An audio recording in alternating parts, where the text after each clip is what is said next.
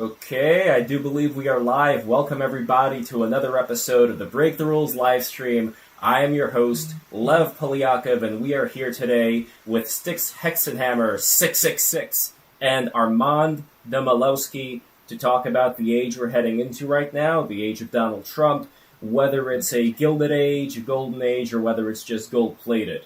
But first, I do want to start with Armand and your experience, being more on the left side, more with the Democrats, the things that you've experienced there from the fallout as far as people's reactions go. But even before that, I have a little announcement to make. I am back from New York City. We recently had two amazing shows with Jason Rezajurjani and with Curtis Yarvin. If you guys want to see these shows before they're coming out, go to patreon.com/breaktherules. It's been an amazing time being here with Vladislav Davidson and Jason Jurjani and Curtis Yarvin. We all just had a great time talking, sipping wine in the New York City studio there. And the audience, we have a live audience. And if you guys want to be part of this live audience, if you live in the New York City area, patreon.com/breaktherules. If you become a $20 plus member, you are going to get to be a part of this, be in the audience, ask questions, things like that.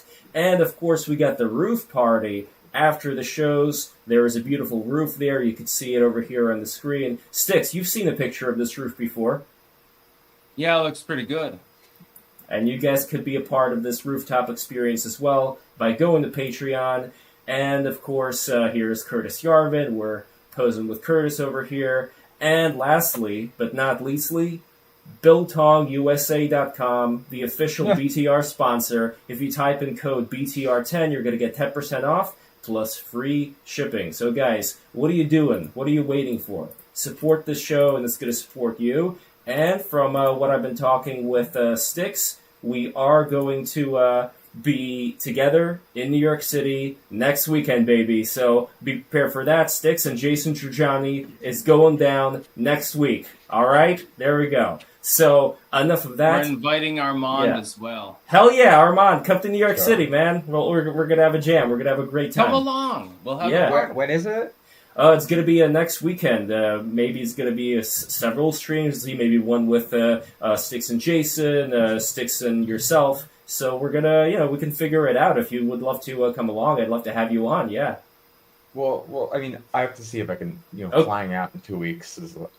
Okay. A life and two dogs and all yes, that. Yes. Bring the dogs. We'd love to have the dogs. Okay. So guys, we're gonna get it started here with yourself, Armand. What has been your experience since the fallout? Because I noticed that you are not necessarily with a lot of the things that people, further on the left have been talking about, and the kind of reasons that they see why Kamala lost. So, floor is yours, my friend.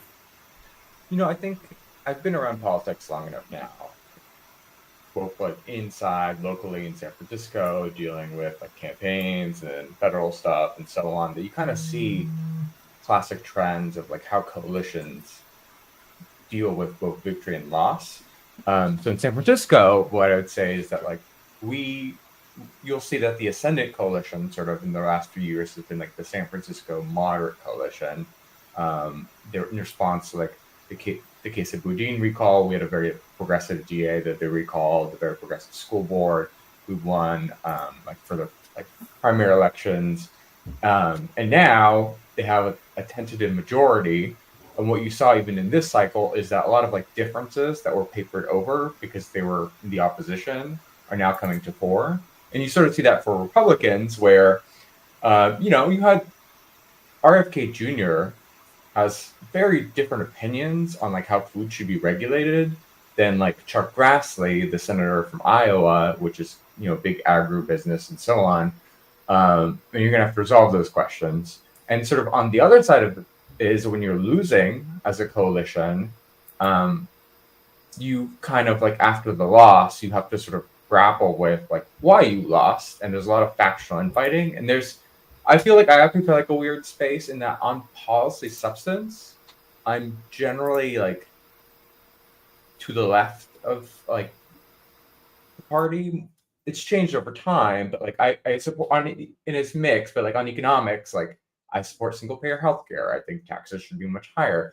But in terms of, I think too many people want like their policies to always be popular, and so they like really want to dig in and find reasons why the things that they think are good are also the things that are good politically. And so there are a lot of folks who are sort of like saying, you know, the immediate answer is the party lost because it didn't do enough of the things I want.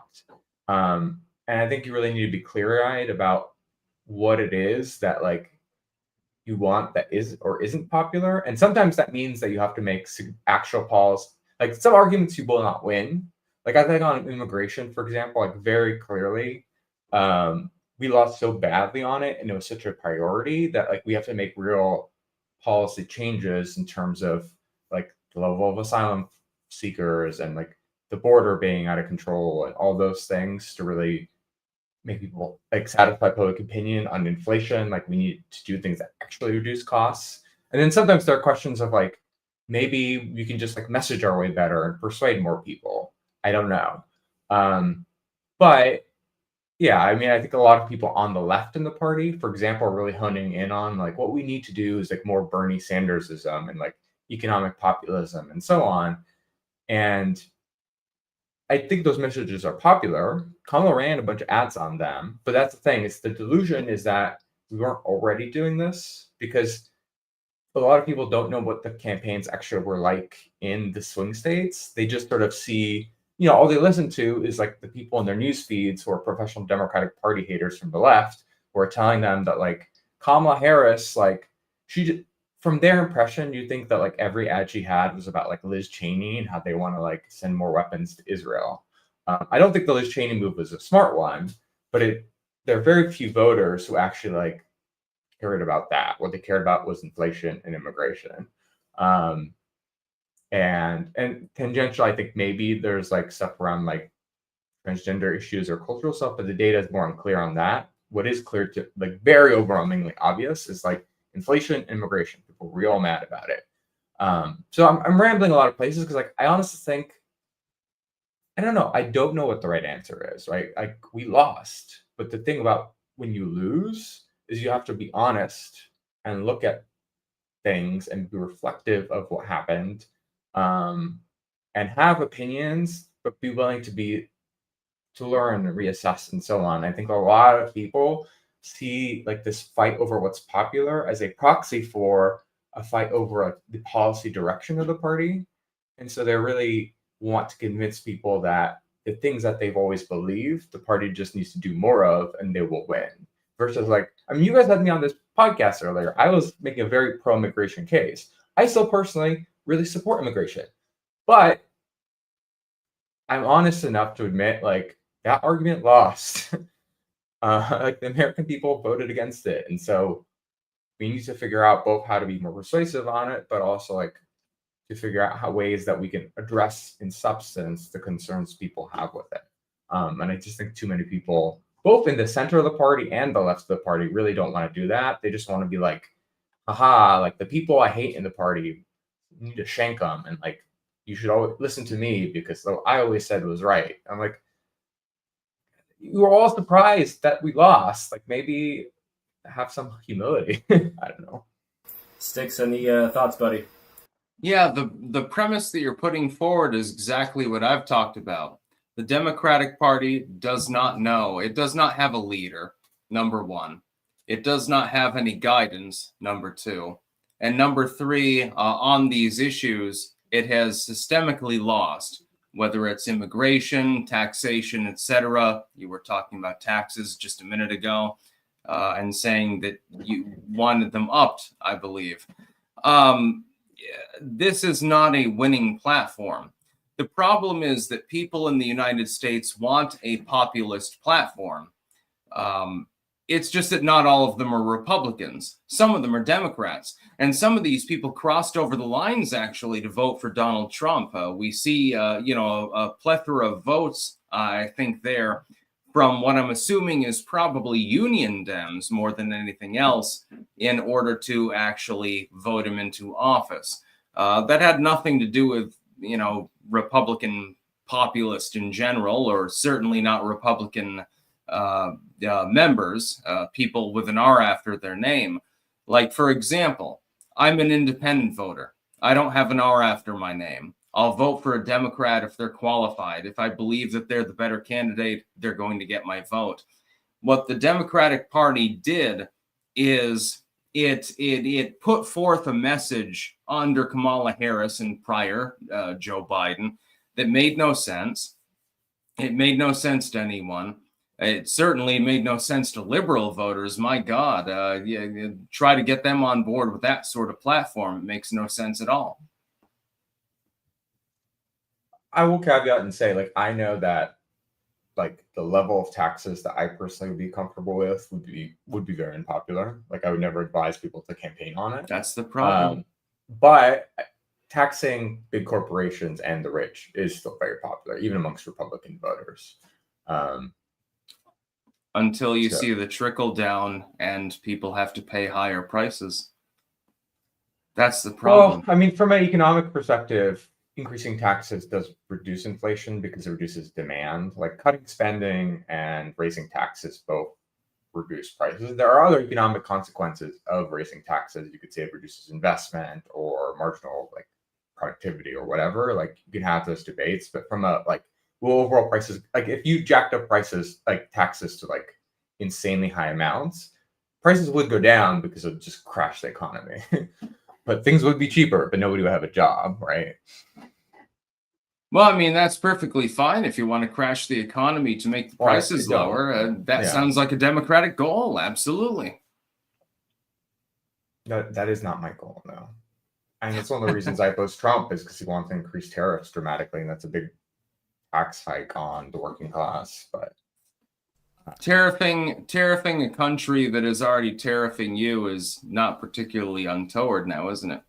No. If it works for China, why wouldn't it work for us? Would be my question. We already have pretty high tariffs on China, but the thing is that, like, if you just unilaterally have increase of tariffs for everything, 10% across the board, like, there's no real reason. 40%. No, fuck 10%. I have a question about tariff. And by the way, my microphone is much better right now. Turns out there was a particular setting during the live stream in New York City that I had to remove. So now it's all good. So damn blue city liberals. Yes, exactly. Blue sky liberals. When it comes to the tariffs, it seems like it's a strategy to battle with China. Because I don't know about you guys, but one of the most important things, just in terms of like geopolitical notions here, is that China does not get too strong. Because if China's strong, that means Russia's strong. That means whatever conflicts we're going to be having when it comes to Europe in the future, China's going to have way more spending power for ammunition and all these kind of, doomsday scenario things. Meanwhile, if we did put on much more tariffs on China, it would choke their life out, and as a result, they would not be as powerful. So just in a purely pragmatic sense of weakening what would be a rival, and in my opinion, and also fact, a very dangerous technocratic superpower. What are your thoughts, guys? Well, I think, like, there's two... It makes it really difficult as a political argument because politics really simplifies things and narrows it. But, like, in my view, the good argument for tariffs is a strategic competitive one, right? Which is that while it may cost more to produce something at home, it leaves us strategically vulnerable to a big rival if we don't do that. So, like, tariffs, for example, on, like, semiconductors make sense, even though, like, it would be cheaper to have it done around the world, and then we do different parts of it and so on. It's worth it to pay the extra cost to build up a domestic industry around it, because otherwise they're strategically vulnerable in case of a war or a conflict. Armand is now arguing for Donald Trump's policies. No, but here's the thing: Donald Trump wants to raise tariffs on everything, and on everyone. Part of the issue there is that you also want to, like, shift investment and trade from rivals like China to allies, right? And so a strategic calculation would be, we will raise tariffs on China but then lower tariffs on, say, Japan or on Taiwan or on Canada, so that we can shift more of the global supply chain towards our allies.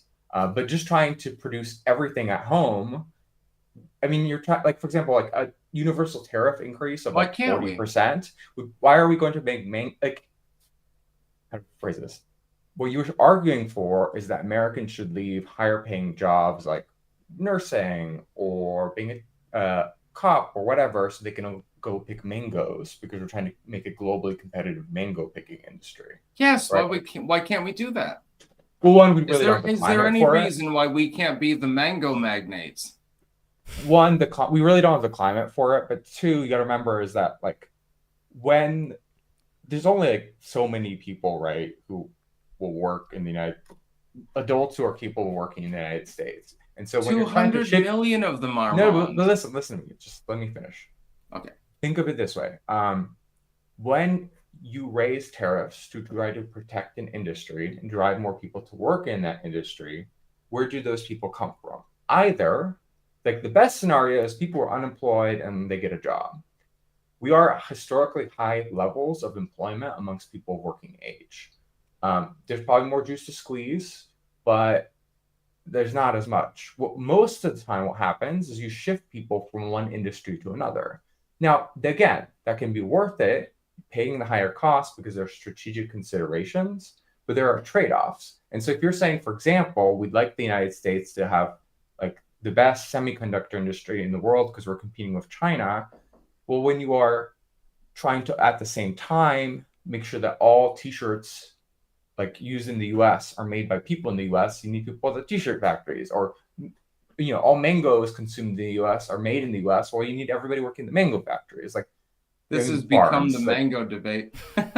well, no, I mean, that's really the point, is that, like, tariffs are a good strategic tool for specific industries, but doing them broadly for everything defeats that purpose. But also, like, I don't know, it's the purpose of this conversation to have a tariff debate. I don't know if that's what we want. Well, tariff is one of the things that Trump has proposed, so it's definitely something that needs to be included here. But the other thing would be also deportation, which I want to get into as well, because I know, Armand, you are not for deportation, but before that, Styx, any comments regarding the tariffs? Opposed to the notion of deportation in general, to be clear. I'm just... Sure. Well, we'll get to more of the nitty-gritty. We'll talk about that separately. Yeah. We've got to talk about mangoes first. I believe that the United States can have the best mangoes, the bigliest mangoes in the world, and I believe that we can grow them. I'm sure we can, but it's comparative advantage is the whole idea that, like if people specialize and countries specialize, we can produce more things overall. Yes, like, but that makes a bunch of socialistic banana republics. That's the problem. We actually fuck over other nations by draining them of resources. Like, let's say we have one country that makes really cheap but good cigars. We have another one that makes mangoes. There's another one that grows avocados or something like that. And we import all of these things. What we're doing is we're exploiting people. As a leftist, you should be against that. I don't. I believe we should. I believe that if we didn't trade with them. I believe we should create them ourselves, and we should try to wean them off of socialism. Can you explain capitalism around the world? They can have a diversified. No, listen. They can have a. This is why it's really hard to have economy. Arguments with like MAGA people, because simultaneously you're like MAGA. Absolutely, well, no, make America great again, bitch. Yeah, but no. Here's what I would say. Wait, one at a time. Let Armand respond first. What I'm saying is, I want people in Nicaragua. I want people in Cuba. I don't care if it's commie country, Venezuela, or whatever it happens to be. I want them to be better off. That's what I genuinely want for them. I don't have any problem with them. None of them ever fucked me over. So to Armand, only my own government. So to Armand, if you have a country that specializes in a particular export of, let's say, fruits, bananas, mangoes, whatever, in the long term, if that continues rather than diversifying one's portfolio as a country. Do you see that as a positive or negative? Because I think that's what Styx is kind of talking about here, that if these countries are just known for doing like this one thing, that is a lot more of a area for them to be exploited in the long term. Well, what you see happen in countries that like move up the economic ladder, like China and Poland, actually both like good examples of this, is that because you're a poor country, your wages are lower. The stuff that's very labor intensive, hence to like makes more sense economically to move to countries with lower wages. And then those countries, and so they go from like farming to factories, like textiles are a classic example. Like textiles are a thing everybody starts on because the margins are super, super low. But now you have textile industry, people are making more money, there's a little more like technology advancement, and again, smart strategies by governments to protect certain nascent industries or to invest in them and so on, allow them to move up like the economic value chain. And so Poland started, for example, having basically we're making more money for a lot of Eastern Europe, the like technology lowest margin, highest labor intensive manufacturing, and now is a manufacturing hub for cars where the margins are much higher. And there's like a tech economy and it's developed. And similar thing happened with China. While the initial China shock of like the 90s was like all these factories moving to China, now most of the factories, like the lowest wage stuff, has been outsourced from China to like Vietnam and so on. And the factories in China are ones that are not as advanced, generally speaking, not advanced like as a pejorative, but just in terms of require like the factories in the US are sort of the ones with the highest margin, where even though you have high labor costs, because each individual worker is producing so much value because it's like technologically complicated and blah, blah, blah. You kind of want to, the whole goal of a country is to try to like move up that value chain. And there are both like ways to do it via expanding trade and ways to do it via protecting individual industries. But the idea that like America should try to like move down the economic value chain and get people out of higher paying jobs into worse, lower paying ones seems crazy to me. And it's a little weird to hear like a person who's like, we need to defeat socialism by stopping free trade. That's not what I'm saying. This is what I'm saying. Oh no, we need to defeat socialism. Absolutely. We need to defeat socialism, communism, crush it out of existence completely. I'm just saying that I believe that if a person is willing to do labor, if they're willing to do their job, they should be able to have the sweat of their brow, so to speak. I'm a true capitalist. If they want to pick mangoes or grow mangoes, that's perfectly fine. What I would say is if we look at China, we're looking at a mixed model economy. That's the problem. China keeps being brought up over and over again. China is not 100% socialistic. There is a facade free market on China, so to speak. That is that as long as you go along with the flow, as long as you go along with the party, they're not going to bother you. You can exploit your workers, you can flaunt environmental laws, etc. It's very, very free market, actually. This is the only part of the economy that actually works. By the way, I thought that we were debating about Trump's legacy. Yeah. Well, not Trump's legacy as much as what is to come from the policies that he's going to be enacting. He'll succeed. He'll succeed in the new administration. So I am generally curious about what people like you, for example, is like closer to the post-MAGA world think is going to happen, because one of the things that like made Trump politically successful, but is because he brought in a lot of people with very contradictory views into his coalition, right? So like Tulsi Gabbard believes very opposite things on foreign policy than I believe it's like than Rubio does, for example, right? But she's DNI, he's Secretary of State. I think that's or like on agriculture, there are parts of the Republican Party that are very like big business, pro big ag, but then also RFK Jr. is not going to be the head of HHS. Like politically, it's very smart to get a lot of people together who support you who disagree. But once you're in governing, I honestly don't know how he will govern. I'm curious, like what you think, how he'll resolve questions like that, like which direction he'll actually go in. Are you asking me or Lev? Oh, You, Styx. you, Yeah, what I would say is that I think that Trump is doing a big ask with regards to his appointments.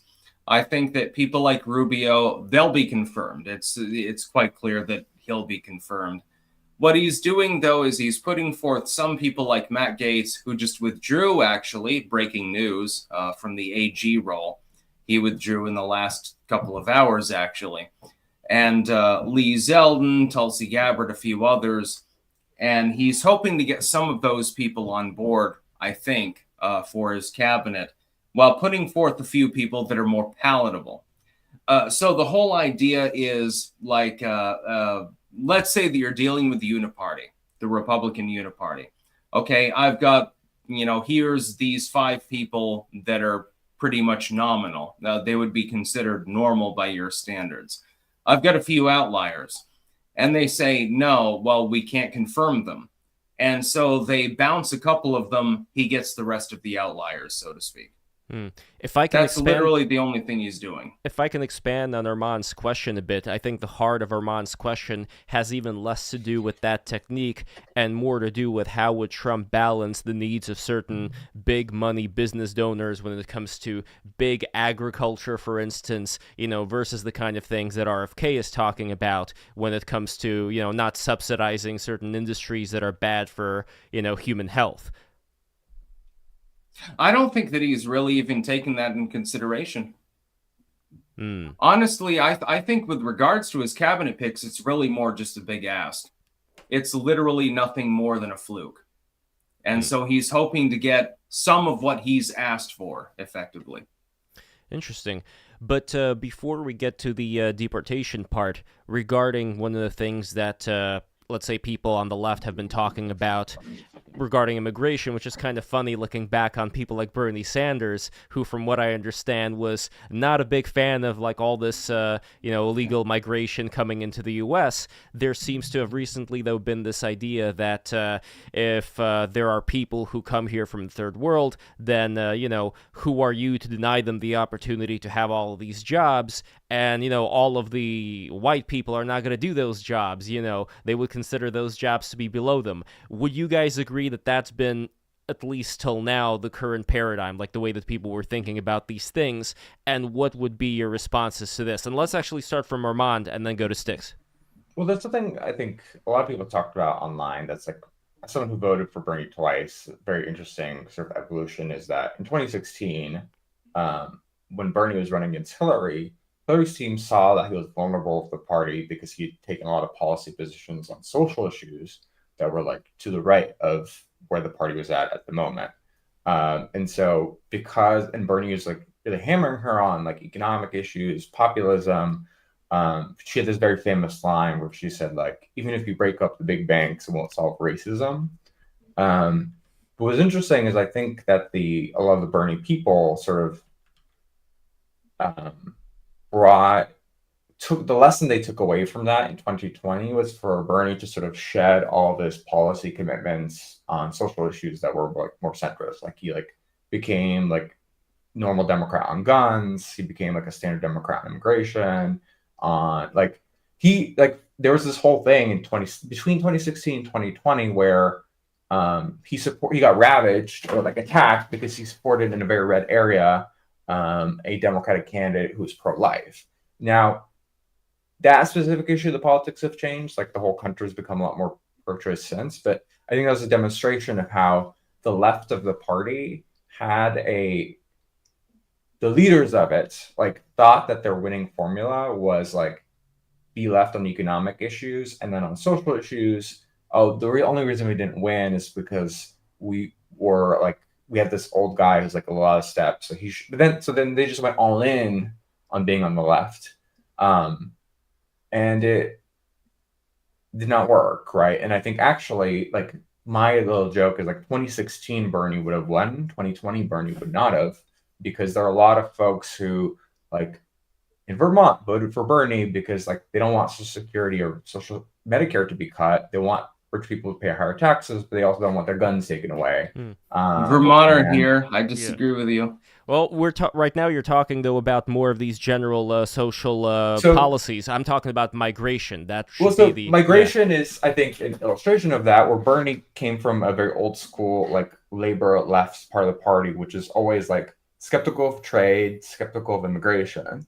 And he shed those positions because the party in general, and part of it's, politics is thermostatic. And so usually when the other side wins, like opinion moves the other way. And so like pro-immigration sentiment reached a really high level in 2020 in history because Trump was president. And so people kind of, went back and it flipped that way. But all of this is to say, I think that the party really, all of that made it so that there's a tendency when Biden governed to dismiss like concerns about like immigration as a you're just like racist, you don't care about poor people and so on. And it worked for a while, but I think the right smart but evil, frankly, strategic ploy was like Republican governors like dumped a bunch of migrants into blue cities. And so now like it, those stories about strain on city resources and so on. Now, again, I'm going all over the place. I do want a caveat of like, this isn't pure. I think it's pretty shitty and mean to like take somebody on a bus and tell them like, we're going to take you, like, we're not telling you where you're going. We're just going to dump you somewhere and leave other people to deal with it. Do you deny their right to move from one place to another? No, they can't. I'm just saying that they like lied to them. They're like, you're going to someplace else and got on my bus. Do you know this? Or do you just there were multiple reports of the people who like ended up in Martha's Vineyard, for example, who were like explicitly told that they were told they were going to Massachusetts. They went to Massachusetts. No, a lot of them were not. A lot of them were not. Like they were told that like they were told what state they were going to. They just weren't told where in the state. Yeah. Disagree on. Well, I mean, this is something that the larger point find is, out. I think part of there's facts and there's opinions. They're two different things. I mean, I read the reporting. I disagree with you, but let's putting that aside. Who reported on it? MSNBC. I don't watch MSNBC. It's annoying. Let me say the big issue, I think, structurally speaking, is that blue cities are very inflexible in terms of expanding to meet growth. Even now, like after we lost an election because stuff was too expensive, there's like a huge debate in New York City about like whether we should make it easier to build housing. And that was like red states, like particularly in Texas, they build a lot of housing. And so they're able to absorb growth. When you stick a bunch of people into blue states that are like nominally pro-immigration and so on, but in practice, like don't allow, like it's like a bunch of migrants were placed in hotels in New York City, but New York City several years ago functionally made it illegal to create new hotels, and nobody like wanted to move on that, even though hotel prices went way up because they had to use existing hotels for migrants, right? So the point is that like the policy failures of blue area governance really set the stage for making it so that new immigrants were a burden on people because we didn't build, like we set up a policy situation where we allowed the right to make that argument and made it true. I don't think it would have been true in a world in which like, yeah, new people come here and we can build new housing and they can get jobs and it's not. So that's the big difference How many government funded houses can you make though? That's the problem. Well, this is not about government funding housing. Because a person who just I want to be clear. This is not about government funded housing. It's right now. A person who just came to this country, whether legally or illegally, is probably not going to be able to fund a house. You're talking about public housing and stuff like that. How many goddamn houses can you make? 500,000? The vast majority of everybody in this country lives in market rate housing, right? Like the big issue is that it is like for example, in New York right now, the debate is over whether we should allow ADUs, which is like, turn your garage into an extra apartment, into some places in the city. And there are places that are like, it's going to destroy the character of our neighborhood. You can't turn your garage into a housing unit. It's insanely restrictive. Like we're not even talking about like funding enough. I do support more funding, but that doesn't really address the core issue, which is that like the zoning is super restrictive. But where does the money come from? Where's the funding going to come from? It's going to come from you. It's going to come from me. Not for a market rate housing. The government can't magically materialize it. Well, yeah, I mean, but I think right now in most of San Francisco, it remains illegal to build more than like a single family home in most of the residential land. Even today, like that is true. Like the zoning laws we've had from like and this applies across everything. Like it's a cost disease. Like it is extremely hard to build trains. We build trains at like 100 times the cost per mile that Spain does. Why? Because you can sue at every step of the way to accommodate opposition and NIMBYism. It's really expensive to build housing because it is straight up illegal. So like build a 2-story or 3-story apartment in vast swaths of our actual cities. And so of course it makes sense that if you put a bunch of people who are immigrating into a place, but then you're like, it is illegal for a private developer to build the housing for them to live in, it'll drive up the price. Quick question to forcing Armand. them to compete with existing residents. Okay, yeah. quick question to Armand. So if we're talking about these houses being built over time, not even subsidized by the government, but just with the expectation that, renting these houses will eventually have a return on one's investment. The biggest red flag for me is that in terms of the amount of people that are doing more of this service, like manual labor type job in America, if we imagine the scenario where there's just an incredibly large amount of people who can do that, including people who are more American citizens, for several generations, and now they're competing with people who are doing, more of this construction, picking type of job. At a certain point, Armand, like you are going to have a lot of people who are going to be in that level. It does not seem, at least to me, that sustainable. I'm curious, like, what your thoughts are on that, because I agree with you that there shouldn't be as many restrictions on building, but as far as who are actually occupying these buildings, walking around not too far from the New York City studio, I was walking pretty much past, sorry to say, but the third world, as far as how people were conducting themselves, as far as, like, you could see just in the culture that the people have inherited that were illegally smuggled in here by the drug cartels. It's no bueno. You know what I mean? Like, they're not at the same level, and you just imagine that times, hundreds of thousands. I don't see a good return on one's investment there. I think the two thoughts I have on this of like how Democrats can like handle the immigration issues that like one, I think that people really, really do not like. And what you've noticed is actually like they asked undocumented immigrants, if you could vote, who would you vote for? And a lot of them were like, I vote for Trump because I did I tried to do the right thing, get asylum and so on. But like, there's these other guys who were like, didn't do well enough or cheated or whatever. And these are people who are literally like illegal immigrants. And I think there's a very strong sense of like, it's not fair and people are breaking the rules and violating things and there's chaos at the border. And I think like we need to, through actual policy change, get a handle on a system that is like overflowing and chaotic. Some of that is around changing rules. Some of that's around just properly funding and staffing like immigration judges. There are just not that many of them, given how many people want to come in. And that itself causes problems because then people, it creates an asylum loophole essentially, because asylum claims are supposed to be processed quickly. But if there's so many people getting claims, they can stay here for 10 years. And even if your claim is totally invalid, you still are entitled to due process in courts and so on. And the more people come, the longer it makes it. It's just like a self-defeating. Yeah, but we're talking about details right now. I know. Can I weigh in? But let me. Yeah, after Armand. So I think there's a law and order aspect of it. If people feel that it's unfair and chaotic, that needs to be addressed. What you were alluding to is like also a cultural thing of my neighborhood is changing. There's people who like I don't necessarily think align with my values and so on.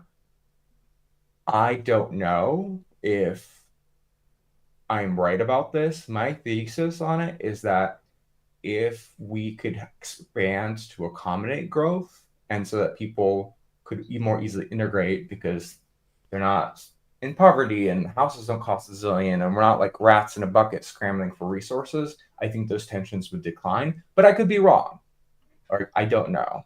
I think either way, my personal mission is like make it easier for cities to accommodate growth, because even if I'm wrong on culture, it still would be good if people don't have to pay $2 million to get a house. But yeah, I mean, it could also be the case that there's like some level of immigration causes too much like social cohesion issues, and voters will not support it. Styx. I hope that's not Yes. true, but I could be wrong. It was interesting because you just literally talked about chaos at the border. This is something that most liberals won't admit to. Yes, there is chaos at the border. Absolutely. We've got hundreds of thousands of people coming in on a regular basis, and we don't have any way to deal with them. I personally, I think I probably agree with you. I have no problem with legal immigration into the United States. Someone has a child, someone has a job, someone is getting educated, joining the military, etc. I have no problem with that. The problem is that most of the people in our country that are from abroad at this point, I believe that the plethora of them at this point are not legal immigrants. They just basically walked across the Rio Grande and they decided to settle in the United States. We need to do something about this. I think that one of the main facets of Donald Trump that will be the most successful is actually border control, because he's already got a court precedent to be able to secure the border. And so he's going to slam that down. He's got 1,400 acres. I reported on this earlier from the state of Texas, actually, for a deportation center. He's not going to need the whole 1,400 or anything like that. But he's going to be able to deport people that are illegally in the country. Nobody has a problem with legal immigrants. Well, some people do if they are ethnonats. Other than that, nobody has a problem with it. What we want is an actual streamlined process to process people so that they can come into the country legally and otherwise they get deported. That's all anyone's asking for. This is not an extremist position. I mean, there is also the question of deportation that I want to get into here, because that is, I'd say, half of the situation, with the other half being preventing people from illegally crossing into the future. And I also wouldn't say that the ethnonat position is the only one that would have problems with legal immigration. It's also a question of what are the specific inner lives of the people that you would want to be citizens of this country, and whether we have the right kind of facilities in the United States. I would argue that right now, looking at California, with its incredibly abysmal literacy rate, that place does not do a good job of integration. So there are all these factors, but when it does come to the deportation, I know that Homan, the guy that Trump recently appointed, he is in favor of deportation of whole families. So, you know, like if you're part of the family, like everybody goes. What are your guys' thoughts when it comes to that? Let's start with Armand. I've heard this line, and this thing I don't really know how to articulate, because I think the argument I've made in the past has not landed. But people will say, we just want legal immigration, not undocumented immigration. And then I'll point out that like the vast bulk of people who people associate with like chaos at the border did legally claim asylum. And then they're like, well, we don't really consider that legal. And so my sense of it is... But who processes it, Armand? Sorry? Who processes it? Like the asylum claims? Yes, the problem is that the asylum claims, they can be lodged basically in any which way. And then those people are released to the United States. I don't think like making it a simple question of legality versus illegality actually addresses the concern people have, because it comes up to this when you get into the details, like people who are by all means, like by a legal standard, legal immigrants, because it is legal to ask for asylum and still be rejected for it, right? Like you did not commit a crime when you did that, even if your claim is bullshit. In the same way that, like, you know, if I try to get a job and I'm totally unqualified for it, it's not illegal for me to do it. Give it a shot, right? Like, not a crime. But people do not like that. It's not a satisfying answer. of, well, anybody can come in and just stay here for many years Yeah. as long as they claim asylum. We get into the stuff you talked about, which is like, yeah, but it's like not really. And so I think my mistake was, and a lot of our mistakes on the left was to try to be too literal about it and be like, take people at the word that just legality versus illegality. But there's like a lot of behaviors that are technically legal that people are still think is unfair or feels unfair.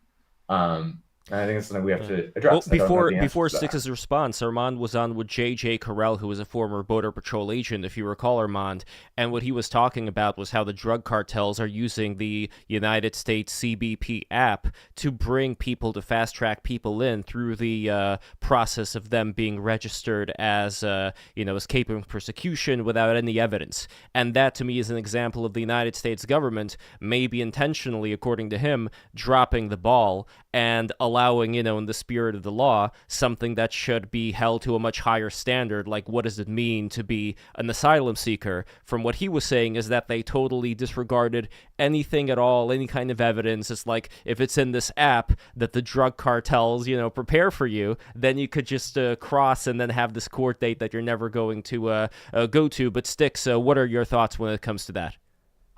My thought is this. If somebody is illegally in the country, if they are bypassed for deportation, that is a privilege. It is not their right. If somebody is illegally in the country, it does not matter how old they are, what gender they are, or anything else about them. They have to be a guest in the country. Now, we can overlook some of these individuals because they're seeking education, they're going into the military, etc. I have sympathy for them. I have mercy for them. But unfortunately, we've got several million people that are active agents of cartels and so forth. I believe in deporting them completely. We're going to need a fairly beefy system in order to do that. And so I don't believe in being namby-pamby with regards to our border. Nor do I believe... Just a specific thing about Homan, though, is what he was asked about was if there are mixed families in that, like, a child was born in the U.S. and is a citizen, but the parents are undocumented. If they're a citizen, his answer is they deport the whole family, including the child. You cannot deport the U.S. citizen, not under constitutional law. It I is agree with impossible. that, but that is not what the guy. I mean, you can look at the interview. That's not what he said. Yeah, wait till a court decision. It'll backfire badly.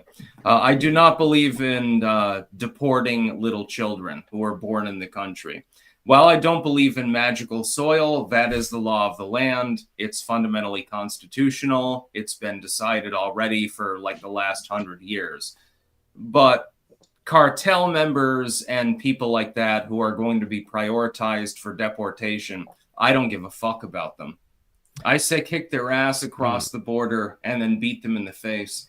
I mean, this is a slightly more controversial question to ask here, but I think it is definitely an important one, having to do not with, anything racially related, but culturally related when it comes to how a lot of these little kids end up becoming what would be considered to be like the gold standard or what it means to be a citizen of the United States. I really don't think that a lot of our institutions, at least right now, I mean, who knows what's going to happen, once the Department of Education has got, which we're going to get into shortly, but once things change in that direction, maybe it will help. But this has been a glaring thing that a lot of people who are very skeptical, even of legal immigration, have been talking about here. How do we make sure that the ship of state, sails smoothly in the seas and does not capsize from the fact that so many people that are being born are not really living up to what would be like this, standard of an American citizen? And I'm curious what your guys' thoughts are on that. I'm not going to judge the little children. That's beyond my pay grade. All right. I think one thing that's funny about this whole debate is that people will say like they're not assimilating well enough. But the truth is that America is one of the most, in terms of like how much do the children of immigrants and the children of those children become in their behavior and actions and so on, like people or natives. And we are one of the fastest in terms of like assimilation on that metric, but it is both for good and for bad in that immigrants, for example, tend to commit crimes at very low rates. and then their kids are much more like Americans and actually commit crimes at higher rates. And then their grandkids, like they all. So then we like, should slowly, deport the kids and not the adults. I mean, like it's a weird thing of like they become more American in all the ways that Americans are both good and bad, and so like they also like learn English at higher rates and like get educated, and so like on every metric you can sort of measure, whether and they're also fatter, like, but they get fatter because Americans are fatter than like their parents were, and so on. So in other words, Americans are criminal and obese, according to you. Americans are very good in some. I mean, no, one I don't like being obese. Is like an evil You thing. can't answer the question. No, some Americans are obese. Some Americans So commit we're crimes, we're fat criminals. We're Well, not very effective. Yeah. At least we're slow enough. You know, when not you're running to, away from the cops, to clean up your 300 pounds, it takes a while. You know? Yeah, and the cops are also eating the donuts, so everybody's just like I mean, committing. it's almost the rest of the world is becoming more like America, like in that everyone's getting heavier and so on. But we are very powerful. Our culture is like sucking up the planet. Well, we're like the Wall-E people, you know. Eventually, we're going to be sitting in those goon chairs and getting entertainment through the Elon Musk Neuralink. But back to what Styx were. I just don't want to be cruel. I used to be really obese. Like I don't want to be cruel towards people who are. Literally, what you just said is like Americans, like Native Americans, tend to be more fat and more criminal than people that illegally migrated to the country. I'm wondering about these. I'm wondering about these. I'm wondering about these. It's not because Americans are uniquely better. It's just that the sort of person who, like, if you think about it, the sort of person who will like rip up their whole life, get the money together, figure out the logistics of like how to get to a different country. They're a very weird person. Like a very small percentage of people globally like ever leave their home country. And so, like, my parents are refugees. My dad's a weird guy. I love him. But he's, like, a very eccentric, unique character. And so it's not that, like, Americans are, like, better or so. Like, a good example is people tend to think of, like, Chinese people or Indian people as, like, super smart. Because in America, most of the people you know, like, you go to school, get high test scores, and so on. But that doesn't actually map to, like, those countries. It's just that sort of person who, for legal reasons or whatever, like ends up in the U.S. Is very different from the person who stays because the nature of immigration is a big filter. And Nigeria, Armand, I hate to tell you this, but you're engaging in more stereotypes than anyone that I've ever heard on the right wing. And it doesn't. I'm not stereotyping anybody. Like, no, I mean just to Armand. You're saying that the proclivities of somebody from India or China or whatever are judged differently. I've not made that judgment. People in the U.S. part of the argument around like the model minority has often been, oh look, Chinese and Indian immigrants like do super well in math and so on. And a lot of people carry the stereotype, like the assumption is like that must be because in China and in India there's something different or special. And sure, there's definitely a differential work ethic. Yeah, but the larger point I'm just trying to say is that like you can't judge always how a country is based on the state of immigrants who left that country because the percentage of people who ever immigrate is super small and is a very weird and eccentric population, and I say that as somebody who like loves them deeply. Well, Nigeria could be a good example of what Armand is talking about because Nigeria itself, it's not really a first world country by any means. There's a lot of problems there. You just take a look at it on Google Maps or whatever, and you're going to see a lot of buildings breaking down.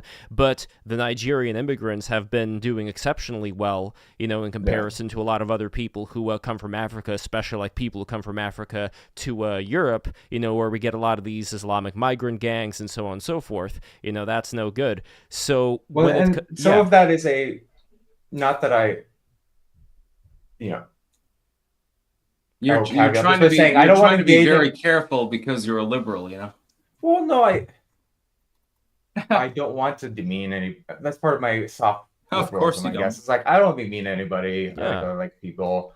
So, not to sign off on any specific sentiment there, but I would say like part of the distinction you see between the populations that immigrate to the US versus the ones that immigrate to Europe is literally just like a logistical thing of like, it is easier and cheaper to immigrate to Europe than it is from Africa to immigrate to the US. And so the sort of person who can like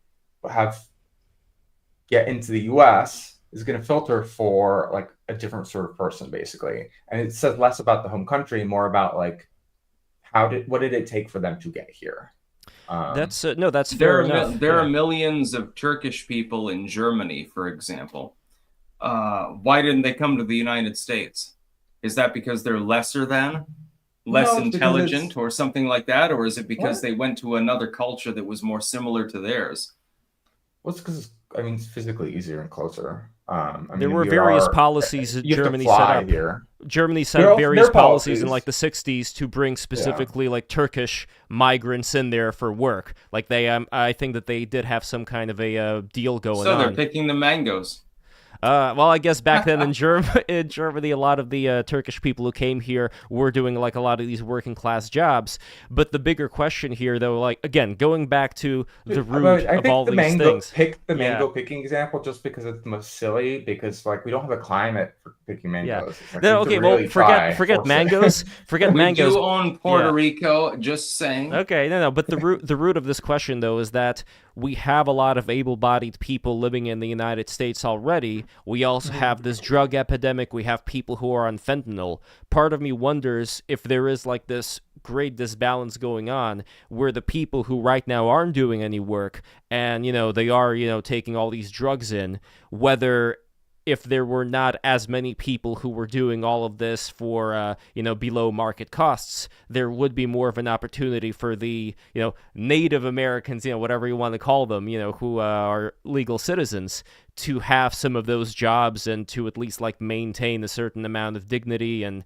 work ethic and not like, go down the spirally hole of drug abuse. I don't know what you guys think about that. Oh, Armand, you can take it. Yeah. No, I just feel like I've been going first the whole time. So what I would say is that like in things like housing, because there are artificial barriers like zoning and so on, so the market cannot expand to meet the need. More newcomers do put a stress on the system. I think it's over exaggerated in terms of documented immigrants, because what you tend to see is like in SF, like the reason the rents went way up is because we have high income individuals move in. Lower income people put less stress in the housing market, blah, blah, blah. That said, in terms of jobs, like immigrants are consumers and like they both consume labor and supply labor, right? And so while I do think like you can make specific cases for if there are people directly competing for those jobs where it does cause like trade-offs where they might, this is also why the people who are, a lot of people who are recently immigrated are often very skeptical of immigration because the people they're competing with jobs for directly are new immigrants that might come in. But like for Americans as a whole, it doesn't really, because like those people are both increases of supply of labor and of demand of labor. Like, I don't think that is causing that issue. That said, that could be the case then in specific communities.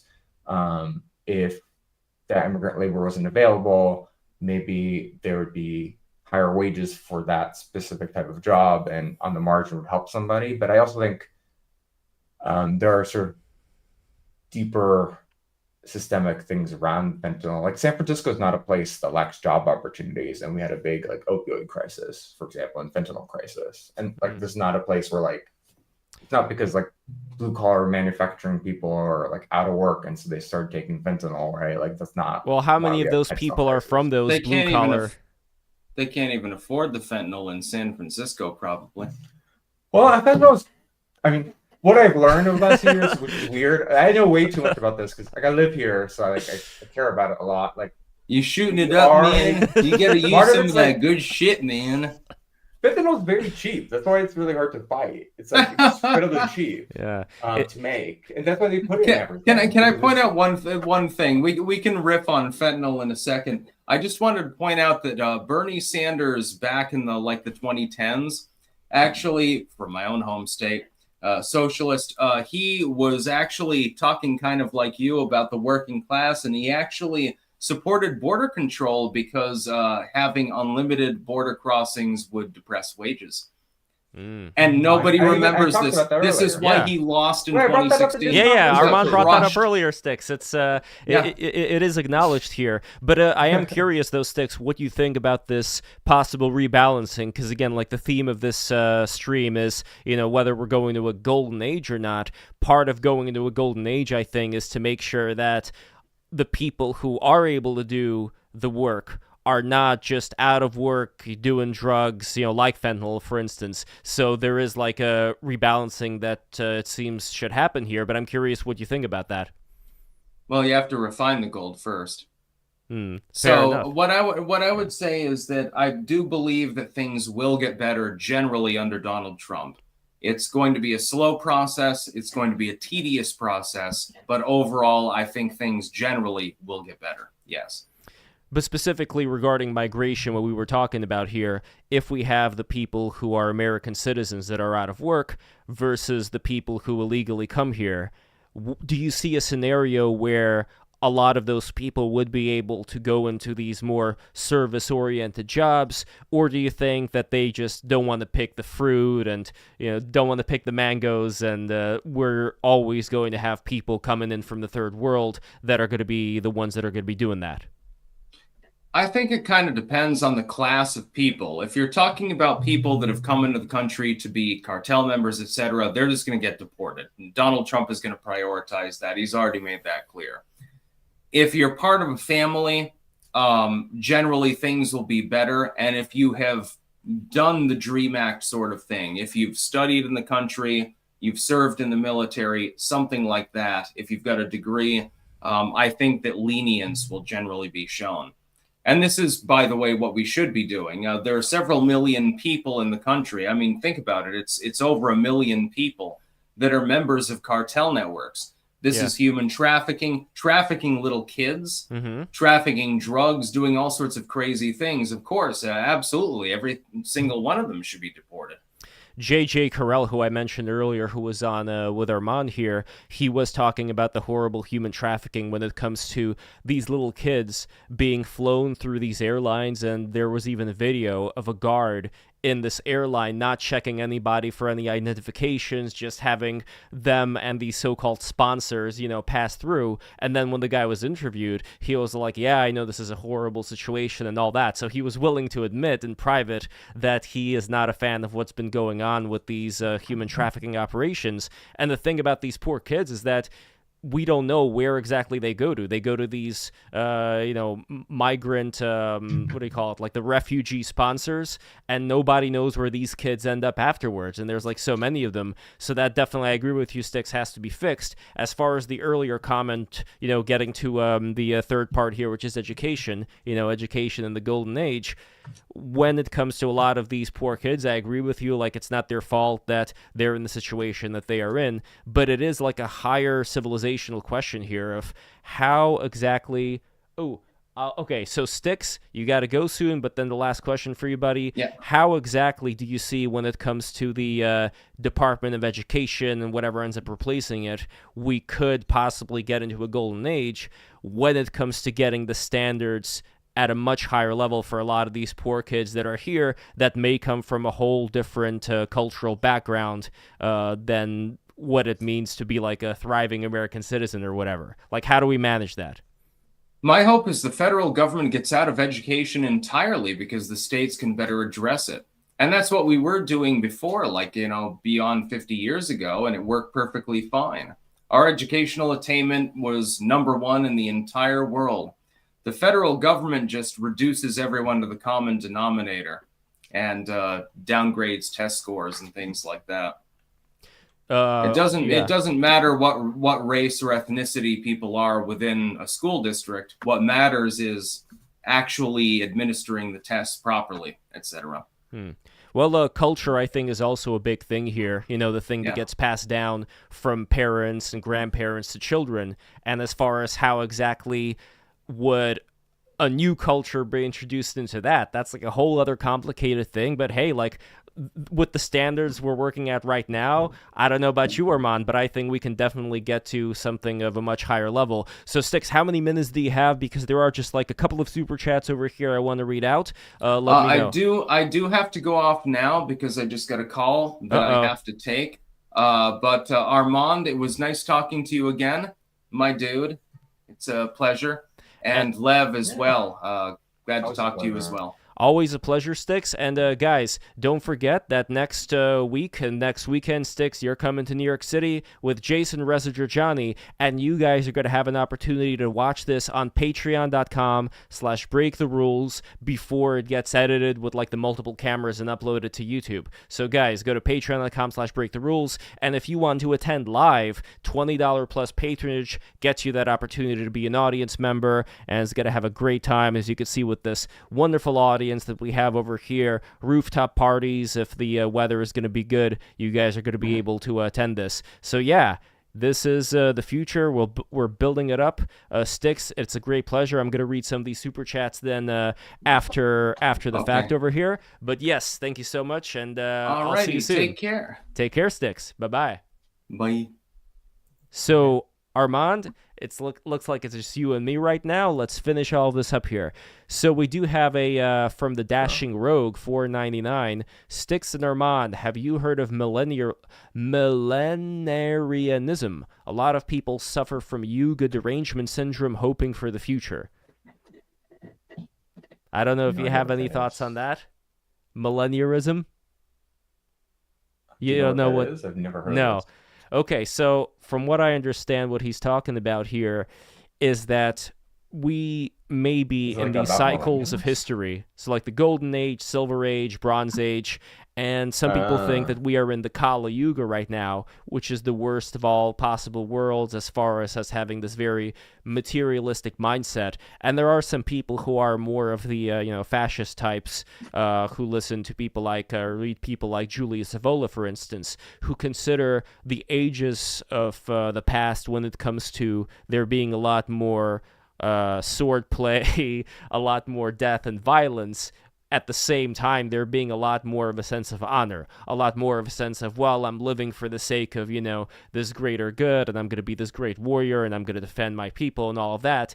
The pressures of life put reasons for us to act in a certain way, as opposed to just having these creature comforts, which kind of bring out bad qualities in us, because we have no reason to risk our lives for something greater. Like if you're in the city, for instance, and you see somebody getting robbed, you're thinking like, oh my God, like if I intervene, then there's going to be like this trial, this court thing, like with Daniel Penny, for instance, when he was choking that dude out in the subway who was threatening people. So there is a lot less of an opportunity for people to be heroic in that kind of environment.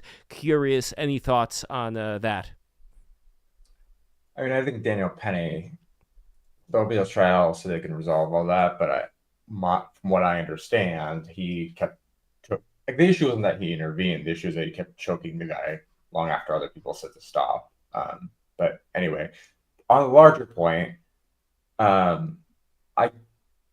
don't know anything about like greater cycles, but I do think we do live in an era where people do uniquely feel like a loss of meaning. Like loneliness is really high, levels of like depression are really high. Like across every metric, people are really like atomized and individualized. Mm-hmm. I think a lot of it, not to sound like a boomer, is just like the phones.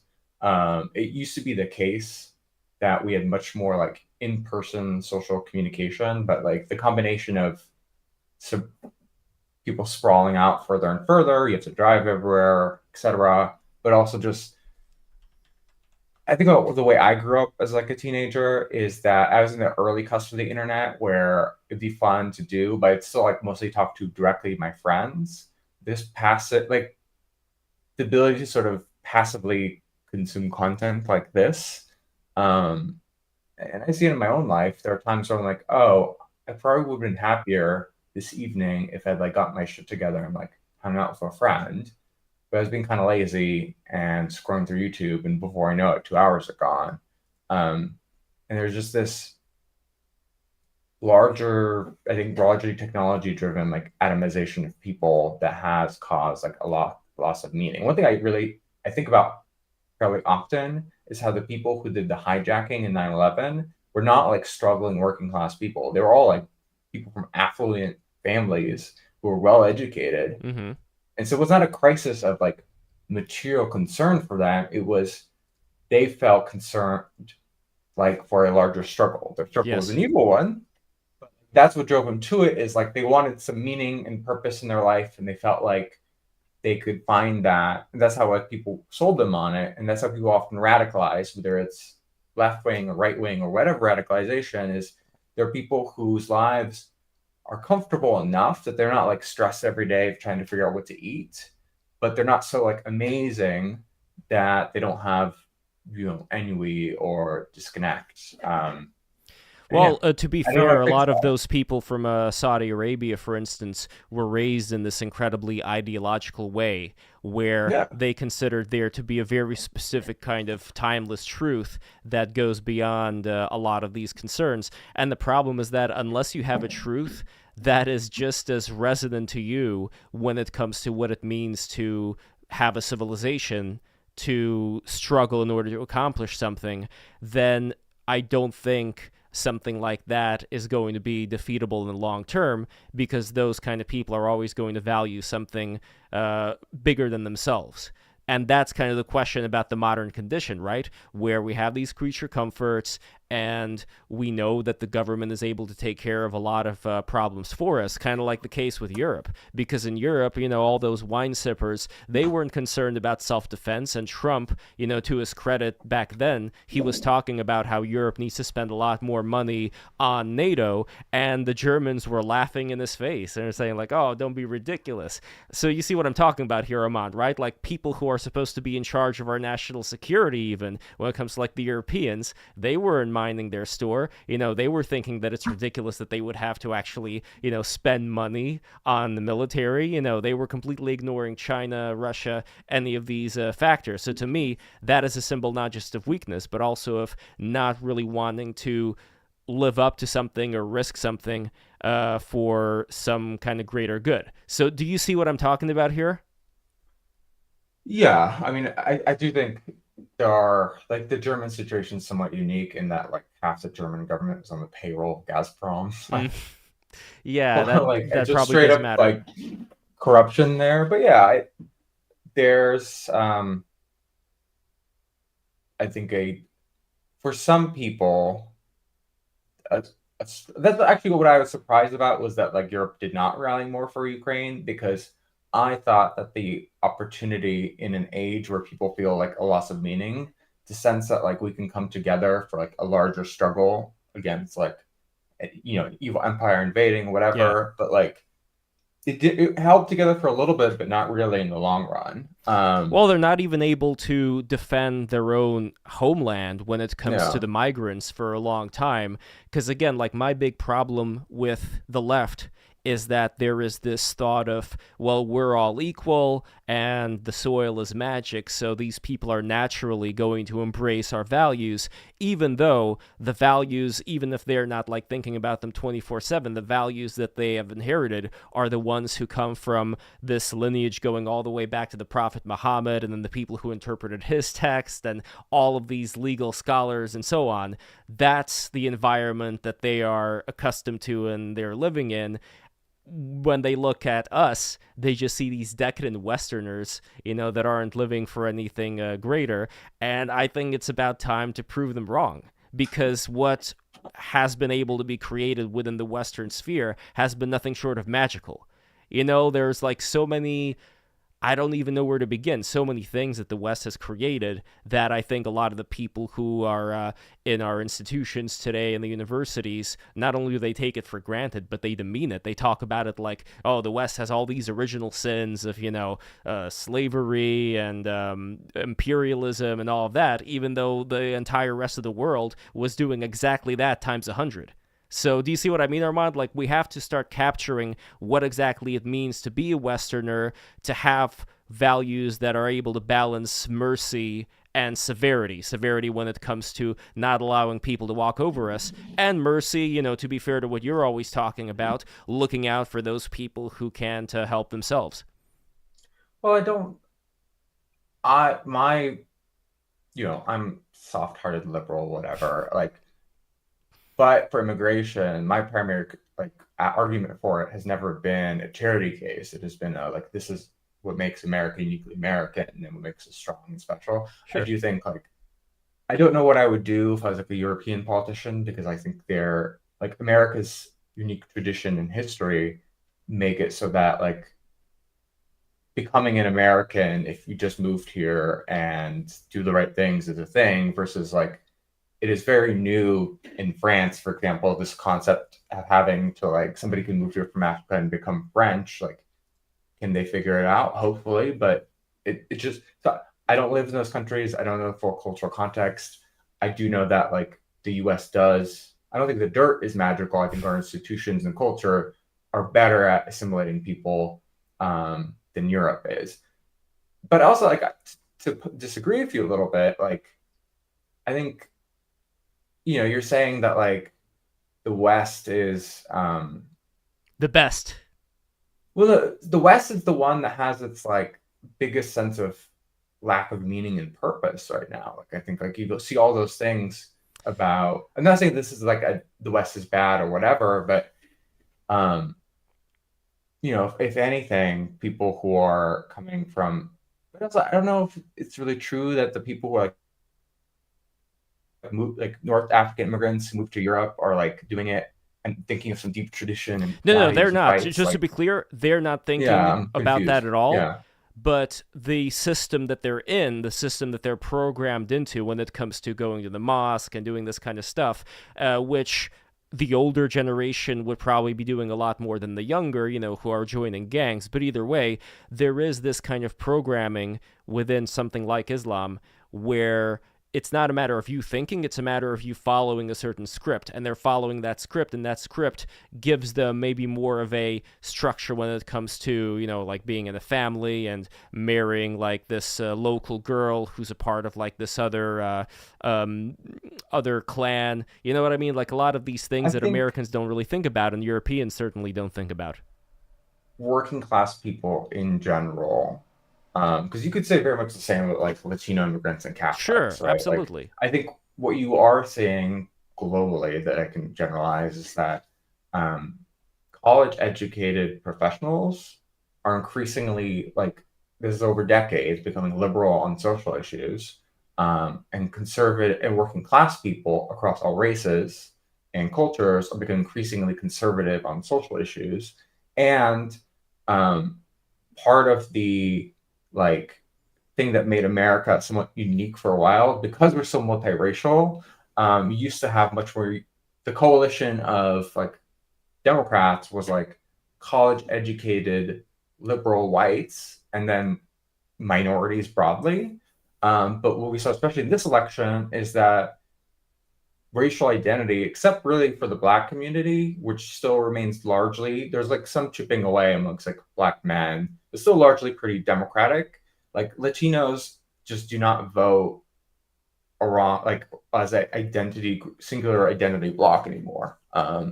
And because like, for example, in the Democratic Party, the most people often are talk about how like Black Democrats are like conservative or so on, but it's really just like a distribution thing of like, if I am white in America and I'm conservative, I vote Republican. If I'm white in America and I'm a liberal, I vote Democrat. Versus if I am Black in America, even if I'm conservative, I'm most likely still going to vote Democrat. And so if all Black conservatives are in the Democratic Party, overall Black people in the Democratic Party are going to be more conservative than white people in the Democratic Party.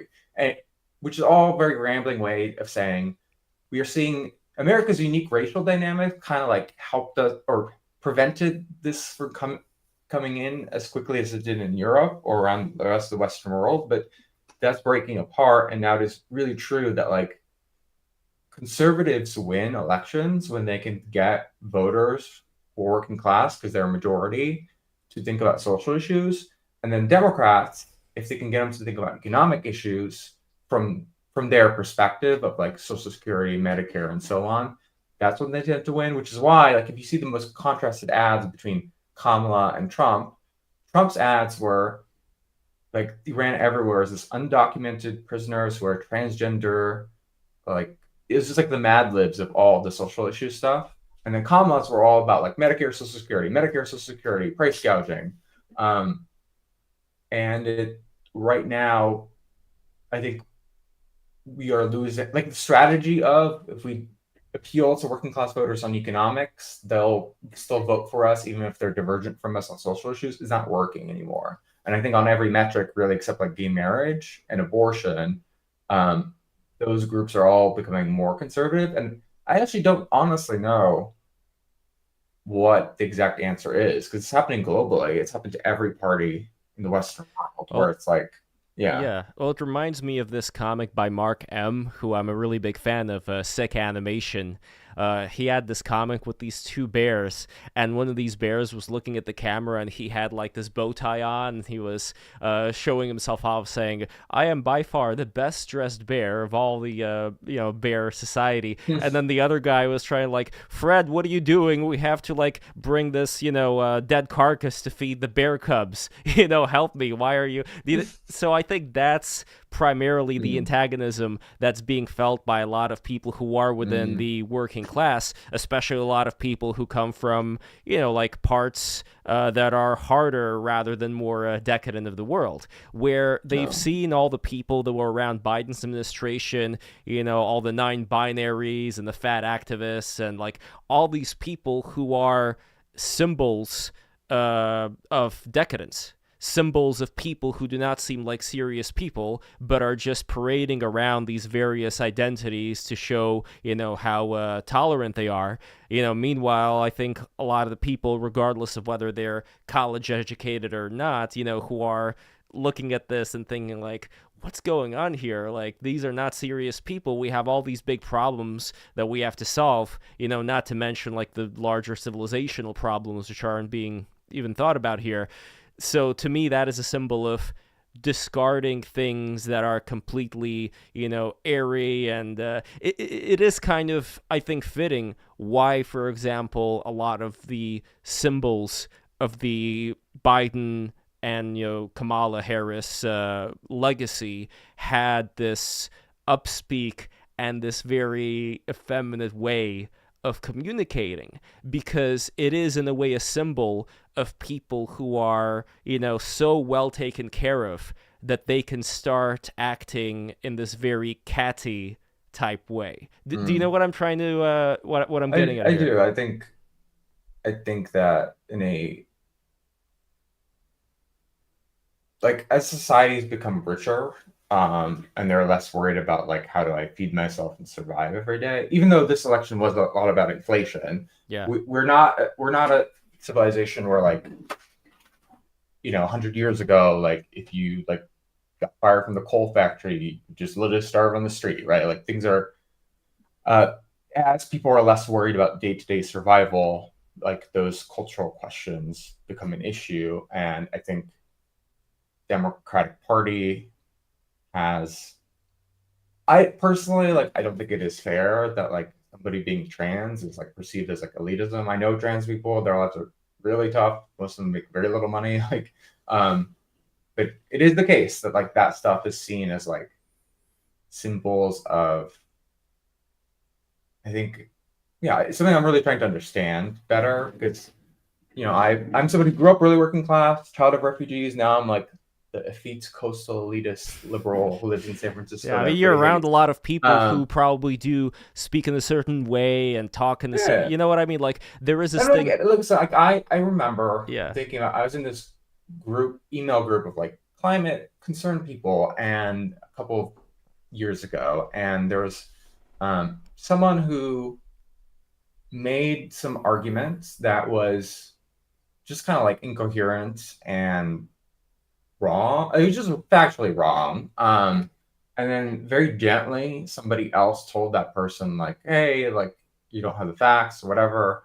And I like didn't look at this for a while. I came back, and there's this like weeks long Maoist struggle session because the person who people had disagreed with was an African American woman, and they like held a committee to like decide how to be better.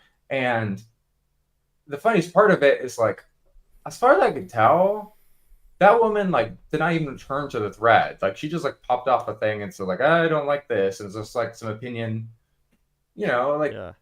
So And then, Armand, and then the committee yeah. was all a bunch of white people angsting over Mhm. in complicated academic ways, and it's just what frustrates me about this is like it's so not reflective of like what actually working class people care about. Like I know, like remember when Biden, I thought it was very telling when he had that argument with Marjorie Taylor Greene, and he's like, she's talking about illegal immigrants killing people, and he said, well, like lots of it's kind of weird. He's like illegals kill people, but he said the word illegal, and I don't make God of my way out to say illegal of a person because I'm polite.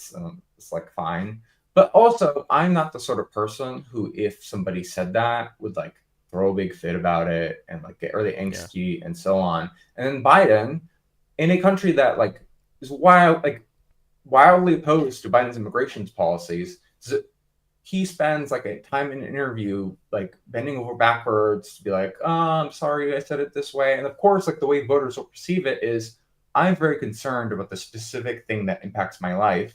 And what you're worried about is like using the right word to please your academic friends. Yes, exactly. Then there is also this graph, which I don't have in front of me, but it shows the difference between, let's say, a more, liberal is not the right word, let's say a more left-leaning mentality versus conservative mentality when it comes to the people that they care about in their lives. So with the conservatives, the people were a lot closer, physically to the person as far as where they lived, as far as, family, relatives, people who are more within that range. And then for people who were more left-leaning, their concern was more people that they absolutely had nothing to do with whatsoever. You know what I mean? Like people who... I've seen the study. I will Yeah. caveat that people misinterpret a lot because the way it was asked was, do you think they'd go further and further out? Do you think you should have any concern for like people in this group?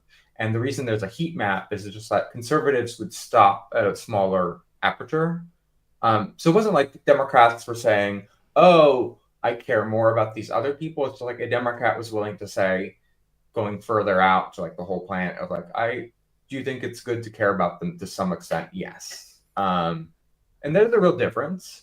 But it's not, people like misinterpret it as being like Democrats care more about those others and versus it's more of a binary of like, are you willing to care about them at all going further and further up? And Republicans would just stop sooner than Democrats would. That's or interesting. liberals. I mean, I see what you're saying, but then ego plays a really large role in terms of what decisions people make. So, for instance, if we think back to 2015, 2016, we see these rallies of these young European women that have a refugees welcome banner that they're proudly displaying. I just see that as being a Christian heresy. A heresy of, you could say, maybe Protestantism, where there was this idea in the founding of the United States, even before the founding fathers, that a lot of these Protestants wanted to live up to what it means to be a man of God, to be like the perfect being or as close to perfect as possible. And now you have this heresy where people who are within the upper crust, they want to be a Jesus-like figure. They want to do something that's going to fill their ego up because they do have a lot of resources and a lot of connections, and there's not really going back to what I asked before, like, what does it mean to work for something greater than yourself? I think that they're in a position where they're seeking this. And a lot of these institutions and the media and everybody's just like a snake eating its own tail, doubling down on what it actually means to be a good person. It has to be, supporting the migrants. It has to be, reducing arrests, reducing the number of police, because all these poor, kids who are out there, looting, they're like Aladdin, they just want their little piece of bread, and they're probably gonna, share it with their, like little kids in their neighborhood. So that's, at least from talking with a lot of the people who are within that mentality, I think it's so much ego, so much wanting to be, this great benefactor of humanity, And it goes back also to, the original people who were in support of communism and socialism. Like, they were intellectuals, the French Revolution, like, they were people who wanted to spread what they consider to be the right idea. And they were the smart ones, and all those hicks, they don't know what they're talking about. And it's interesting now, Armand, that we were talking about how a lot of these working class people, including the migrants, were not about a lot of this stuff. And at least, like, those who are here legally, they wouldn't want other people to come here illegally. But as far as how much of that is Western civilization, it does seem like a great filter effect in a way, where the Western civilization has created people who are able to kind of look outside of whatever is like the pressing need for them, like, survival and making sure like their clan and like their people are taken care of. They're looking beyond that, but they're looking so beyond that they end up, the road to hell is paved with good intentions, as they say. So that's like, I think, the real problem today that has to be addressed. How do we balance all the great things about Western civilization without allowing the human ego to take over and to really start messing things up? So I'm going to do a little Biltong sponsorship after your thoughts on that. So go ahead, let me know what you think. I think the one thing you're kind of missing, though, is that this like search for meaning and purpose in a larger struggle is not something that is like only on the left. I would say, if anything, like, you see that a lot of people found purpose and meaning in struggle in Donald Trump, right? Like, Sure. And what thing I really find interesting is, like, I see people you see on Twitter or so on, like, people have MAGA hats in like Australia, like they have MAGA hat, and they care more. There are people who are like more obsessed with American politics who don't know what party they're voting for in their country's own election. And I think for a lot of people, like, there is this larger, we have become more atomized because of technology and so on and whatever, a lot of things driving it. And people who are not at the very bottom rung, who are just like really trying to hustle and make it every day, the more you get lifted out of that, the more you have essentially the space to think about like culture and society and meaning. And a lot of people find that through politics. And I think politics is like religion for some people, is the most cliche in the Atlantic sort of thing. But I think it's true. It's like, you saw church membership decline around the world, everywhere people become more secular. Even in the GOP, like, Republicans, part of the reason the pro-life movement has a lot less juice than it used to within the Republican coalition is like a lot of Republicans are not super religious anymore. And politics is an avenue to which some people find that meaning. I think that can become very toxic because it then disconnects you from the real. If politics becomes just a way to like prove how good you are, it disconnects you from the material consequences of what you're debating. So like in the environmental movement, small example I think is like there's this whole debate about like, should Biden do permits for liquid natural gas exports? And I think the most credible research on the issue shows that like it would lead to at most like a net reduction in emissions, because people would be using U.S. liquid natural gas as opposed to like Russian, which is extracted in a dirtier way. But nobody was really interested in that. It was a lot of like, this is like you're sticking it to fossil fuels and it's bad and good, and it's just like a Manichaean struggle.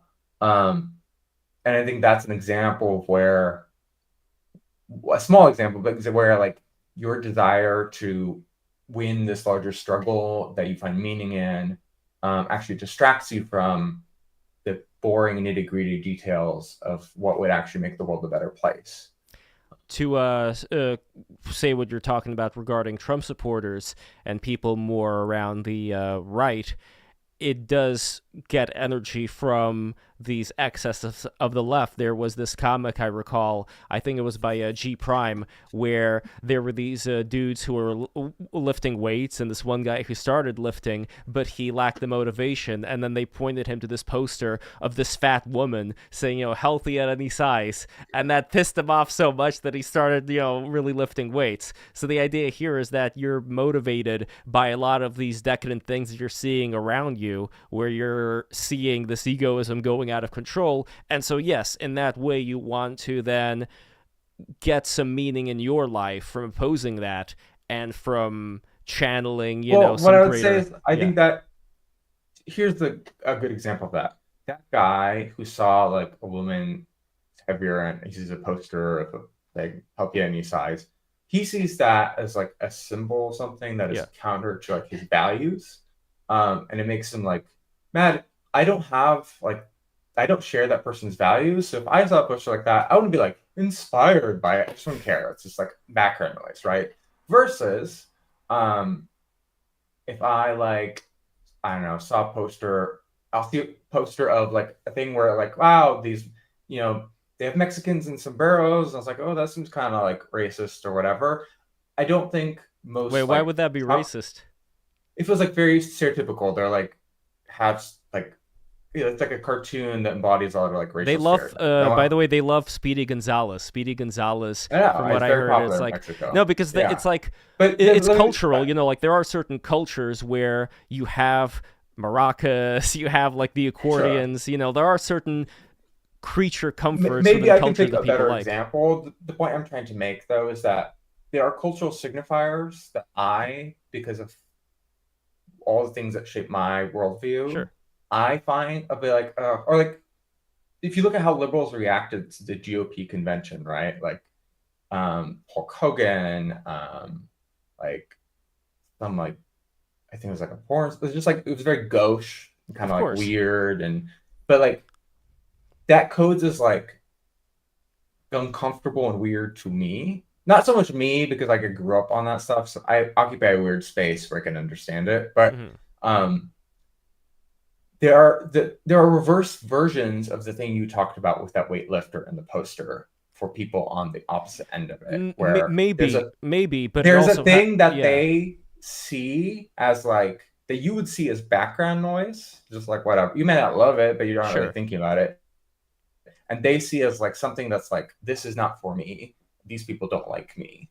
But it's also a question a lot of politics of and coalitions is telos.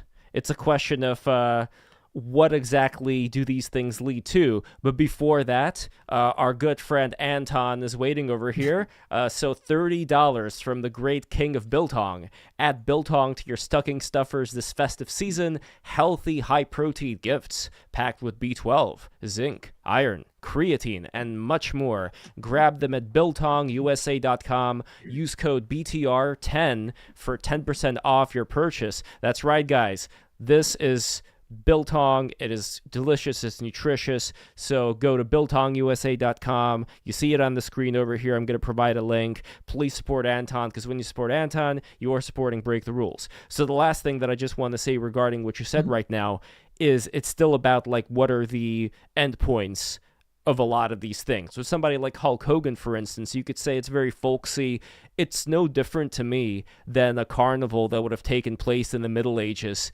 That the carnival arrives into town and the townspeople are excited and, they have all kinds of different festivities there. Very lowbrow, but not really anything that would impact society as a whole. Versus, for example, the fad at healthy at any size and things that do end up impacting people who aspire to that kind of lifestyle in a negative way, where the people who are going to be walking around like the Wall-E person, and let's face it, there's a lot of Republicans who are also like that, but the people who are going to imbue that advertising into themselves, at the end of the day, that's going to be a net negative for the way that they live.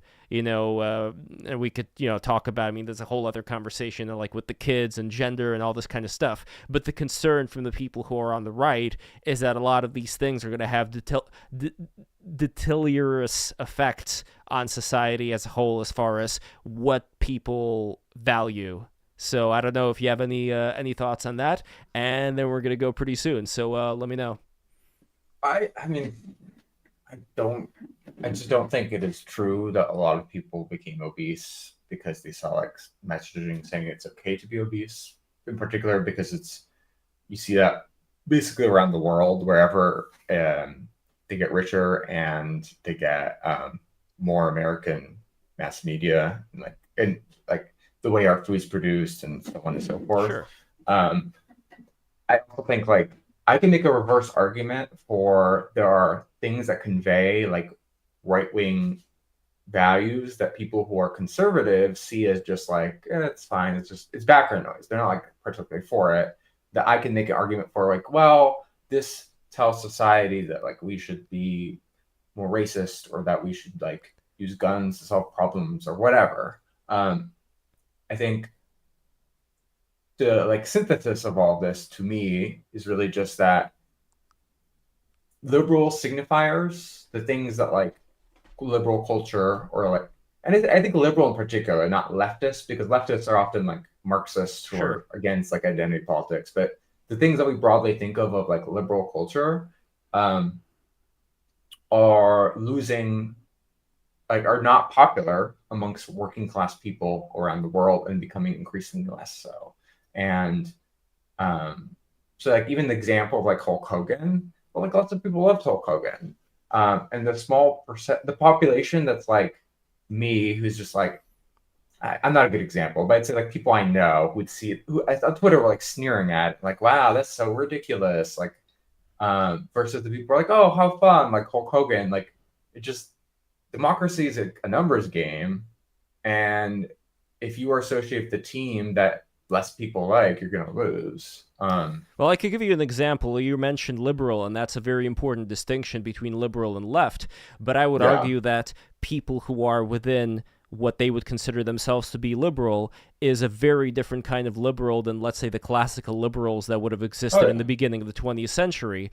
If any of them were to be resurrected and brought to a California school, I think they'd be incredibly concerned with the fact that so many of these kids, can't speak English, they can't read, they can't write, and they'll be like, wait a minute, you're saying that our government is subsidizing these people who are then going to have, generations and generations of more people that are going to be stuck in the same kind of trap here. This is no good. This is the end of our civilization as we know it. Why is this happening? That would be their concern, but people who consider themselves liberal could say, hey, you racist, how dare you judge, these poor kids and their families. And so to me, that's the divide where those classic liberals, they wouldn't be for depriving people of rights. But at the same time, I think they would look at something like the civil rights laws and whatever things are going on today with a microscope and try and figure out, like, okay, what exactly is incentivizing the kind of behavior society-wide that would result in us turning into, like South Africa or Nicaragua, in 100 years? Because I don't think any of us want that. And that's like the big, tough civilizational question that a lot of people just want to kind of, put in the closet or not bother looking at. Well, I think this actually touches on like how muddled the left is broadly, which is like, I can think of 3 different answers to that specific question that cohere with different factions. So like what I would think of as like people who are pretty left wing, but like really focus on cultural issues, who do not identify as socialists, like people who responded really well to Hillary Clinton's strategy of saying like big banks, shutting down big banks will end racism. Those people would argue that like we need to like combat the racism systemic in schools and like all this stuff. And then there would be another cohort which is like more the old school Bernie, is like the issue is that we're focusing too much on like identity, and what we need is just like we got to raise taxes, fund schools better, fight the corporations. And then the third is like that, probably where I'm closer to the technocratic person of like, well, here thing, I spent like a bunch of time trying to like advocate for fixing like the way we teach algebra, like the meat and bones of it. And I cross-pollinate across all 3 of those, but who is a liberal, what is left, like all that's like very, very messy right now. And between all 3 of those streams. And so I also don't think it's true that people are like trapped. You do see that like the children of immigrants approach literacy pretty similar rates to people who are from families that have been in the US for a long time. I think our schools are like falling down in general, but it's not like people are trapped never writing and reading English. It's just that they're not good at writing and reading English because most Americans are not. In California, though, specifically from what I read, I could be wrong, that there is a very abysmal literacy rate.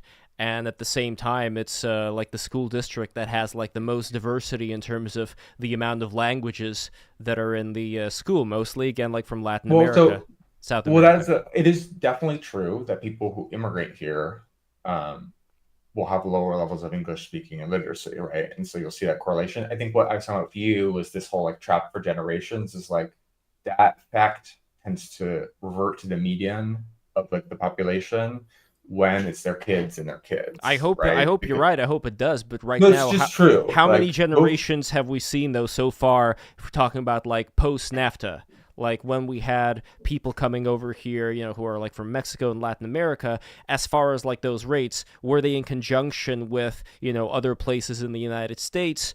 Or is there truly like a very bad literacy rate in California that you could say is not just from the recent migrants, but it's like a combination of people who migrated here several generations earlier? How are they doing? Maybe they're doing great, in which case what you're saying is absolutely correct, that it just takes like more time to do it. The issue is not that they're doing great, it's that they do, like, the children of immigrants and the grandchildren of immigrants tend to have like literacy rates that are very similar to those of people who were born in the US and so on, in California specifically. The issue is that it's bad for everybody. But is it particularly bad in California though? Versus no, the rest particularly of the bad in places? California for everybody. I think like our educational system has a lot of very, very deep, long-standing problems. But is it just the educational system, or is it the culture that the educational system takes on? If you were to replace that educational system with a different one, like, that is a curious thing to me. Like, would it fare how much better? Like, obviously it would be better, but education, I mean, this is a whole longer conversation, but I think the culture within education policy is really broken. So, for example, this example of like, I keep messing with my hair because my haircut's weird and it bothers me. I'm sorry. No. I mean, I'm the original hair messer, so it just like has this sticking out on this side. But I should go soon because I have to go back to work. The thing about, so in California for a long time, there was this woman named Jo Boulder, right? And she really advocated for like what we need to do for equity is to like teach math in a different way. And part of that is we should not have tracking so early on. So instead of like letting kids take algebra in 8th grade, take it in 9th grade. And because I think this hit a lot of like sweet spots for like left-wing culture stuff, she got a lot of traction. And she wrote studies and so on. But when people started looking at the studies, it was like very strange. It'd be like, oh, I picked these 3 schools, and broadly, like this school picked my approach, and this one did half or whatever. Sample size was really small. There was no actual recording of the individual students in this performance. Or another example, another study that she did, which is crazy. She gave people a test at the beginning of this camp, did her methods for like 3 weeks, gave them the same test, and then they improved. And she's like, look how effective my teaching is. So I was like, well, they already took the test earlier. So of course, and you already told them what their answers were. Oh man. So like, of course they're going to do better. Crazy. But it's just, people really didn't like, there's very much a culture around like education, PhDs. Well, I have a different proposition. That's like very not literate. And so, but yeah, I think that culture, where things that are like, can get a lot of traction because they have political appeal, even if they don't work, is really damaging and toxic. Well, I have a proposition to solve this whole problem. All right, here we go. This is what we do. Yeah. You ready for this? You make the educational system extremely hard. You make it so hard. Let's think this through. You make this so hard that if, for example, there's people out there who believe, you know what, like, I'm sorry, but the cultural foundations of a lot of these families, with their kids, they've come from generations of living a certain way where they're not really going to be able to make it to that, the level that existed maybe in like the 1800s or whatever. Like, let's imagine that you bring the tests and the education level to such a high level where those people would then get the opportunity to kind of see it in action, where now all of a sudden you're doing the reverse of what de Blasio wanted to do, making a lot of these tests easier and kind of like dragging everybody down. You do the opposite, where now everybody's going to have to fight way, way, way harder, regardless of where they're from, regardless of the color of their skin. There's going to be a certain level that they're going to have to get to. We'll decide what that level is. But then the question is, okay, if you don't get to that level, then maybe you don't really have what it takes to be a United States citizen. And at that point, it's like, okay, well, then you're not going to get a job. Then maybe you could, self-deport or like go to a different place. It's horrible. It sounds very cruel. But this is like one of these thought experiments of what exactly it takes to have this standard that would ensure that our country doesn't come crashing down. And it does not discriminate based on skin color. It discriminates based on the level of, knowledge, intuition, whatever you want to call it, like some kind of a je ne sais quoi quality that we would want people to inspire to. Would you say that that could be kind of fair? I think there are examples of schools, particularly like KIP network, which like institute methods of like very high standards.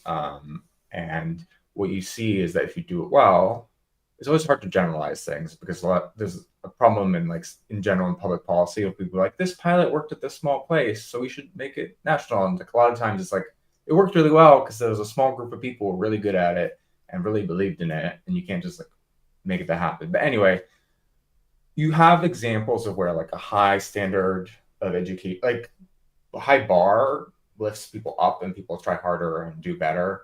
So I'm not opposed to that. I don't know how it would work with because a lot of people don't perform well. People were born here. I'm not going to deport somebody who was born in the U.S. because like they didn't. I would just imagine like coming also from an immigrant household, there was an instant dedication to learning the English language for myself. Like being like this Russian, immigrant, 5 years old, and it wasn't that hard, I think, for us also because like the family that I was raised in, the education level in the Soviet Union, I'm very anti-commie, but that's the one thing that the USSR did right. Like the USSR actually had really good levels of education for like the younger grades. Like their third grade would be the equivalent of like a high school in the United States. And my theory of my like dumb guy's folk theory of education of socialism is that there are things that no, don't say dumb. I wouldn't say dumb at all. I'm not saying I'm dumb. I'm just saying this theory is going to be like a dumb guy's theory because it's very like something you think of when you're stoned. It's like okay. Social like there are things that free markets are good at. There are things that like the state is good at, and in socialist countries, the best functioning institutions are the ones in which like even in capitalist countries the government does. So like education, I think in socialist countries often does well because like in capitalist countries, you'd also have education, but like in a socialist country, that versus like what works really poorly is like when socialist countries try to take like, like grocery stores or like business in general and like make the government run it, then it doesn't work well. But it may also be the people who are in there and the way that they think, because if we all of a sudden got our education system does have a lot of people that would feel quite at home working at the DMV or whatever. They do not seem like qualified people to run education. And that, like, particularly with Russia, I am curious, or Eastern Europe in general, I am curious exactly how they did it, but I think in general they just had a lot more of a respect and acknowledgement that the teacher and the theater director and, like, people like that have to be of a certain level. There was definitely discrimination. You would never bring on somebody who would be, like, an absolute dumbass when it comes to this, while my concern is that in the American system, because, again, we have this thing where we feel sorry for certain people, like, we'll make excuse and we'll say, like, well, why isn't this person, who's a complete, why aren't they qualified to, teach? And that's the nepotism problem that I see occurring. I think another term for it is like bio-Leninism by Spandrel, for those who know that term, you know what I mean? Like, bio-Leninism. Well, it's a little bit different. Bio-Leninism is this idea that people who are really ugly, they're going to team up with each other for this like socialist cause class because they're going to help each other, have certain jobs, and like the losers of the world operating the machinery of the state. You know what I mean? Like hilarious. that's The vanguard of the ugly. yes, yeah, because there was resentment the for the beautiful lumpen, people. The lumpen ugly proletariat. I don't know, the ugly Yes. proletariat. Yeah, I have a lot of friends who are. who I have a are lot of friends. I'm a friendly person. I like You are, people. you are. So like I have friends who are very right wing and friends who are very left wing. So I want to posit this theory to my communist socialist please friends. do. I mean, like all those Antifa posters, like of all the Antifa people, they got some weird looking faces out there. You gotta be honest here. You know what I mean? Like those I think Antifa that kids. a lot of the sort of how we look is often a lot of it's intentional, and so like the sort of person who wants to look distinct from society is also the sort of person who's going to be like an Antifa protester, right? Like Yeah. Well, and they have a bone to pick with all the beautiful and successful people, where they would rather take all that, stuff away from them. And, you know what I mean? There is a lot of, I think, politics of resentment, when it comes to those who have something and those who are willing to take it from them, meanwhile not really being able to create anything of themselves. And that's been like a big criticism that a lot of people on the right have had for a lot of these socialist causes, because they reward laziness and they put down people who are actually trying to build something, like the politics of resentment.